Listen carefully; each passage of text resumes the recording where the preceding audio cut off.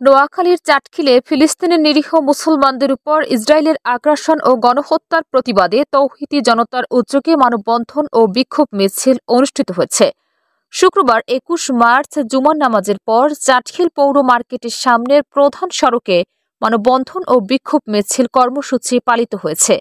মানববন্ধনে বক্তব্য রাখেন চাটখিল উপজেলার সাবেক ভাইস চেয়ারম্যান মাওলানা মহিউদ্দিন হাসান, চাটখিল কেন্দ্রীয় মসজিদের সভাপতি ও বিশিষ্ট রাজনীতিবিদ দেওয়ান শামসুল আরেফিন শামীম, সেক্রেটারি আহসানুল হক মাসুদ, চাটখিল কেন্দ্রীয় মসজিদের খতিব মাওলানা হিফজুর রহমান, উপজেলা জামে মসজিদের খতিব মাওলানা আবুল কালাম, অধ্যক্ষ মাওলানা তৈয়বুল্লাহ, মাওলানা মোর্শেদ আলম, মাওলানা আক্তার হোসেন, আরিফ হোসেন। পরে বিক্ষোভ মিছিলটি চাটখিল বাজারের প্রধান সড়ক প্রদক্ষিণ শেষে চাটখিল কামিল মাদ্রাসা মাঠে গিয়ে শেষ হয়।